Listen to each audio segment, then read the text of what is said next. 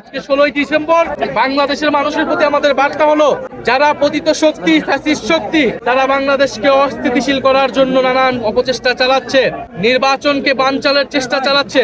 বাংলাদেশের মানুষ এখন চাই স্থিতিশীলতা, আইন শৃঙ্খলার স্বাভাবিক পরিবেশ। আমরা সরকারের প্রতি বারবার বলেছি, মান হাদিরকে যারা হত্যা করেছে, তাদেরকে যারা হত্যার চেষ্টা করেছে, গুলি চালিয়েছে, তাদেরকে এখনো গ্রেফতার করতে পারে নাই এই সরকার। আমাদেরকে আমাদের নিরাপত্তা নিজেদেরকেই নিশ্চিত করতে হবে।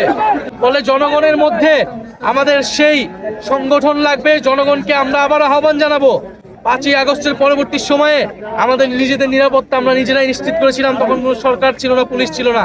বাংলাদেশ সেই পরিস্থিতির দিকে যাচ্ছে।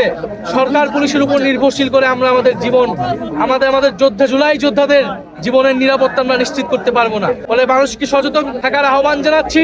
এবং সামনের যে নির্বাচন, এই নির্বাচনটি হচ্ছে গণভোট। ফলে আগামী নির্বাচনে, আগামী গণভোটে সংস্কারের পক্ষে গণজোয়ার তৈরি হবে। আমরা সেই প্রত্যাশা রাখি।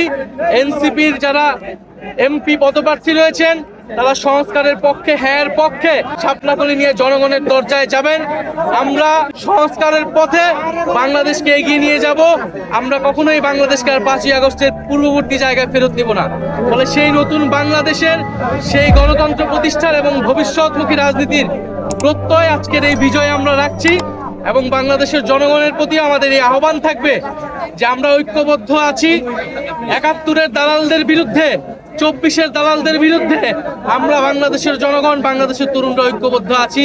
সামনের বাংলাদেশ আমাদের বিজয় আসবে।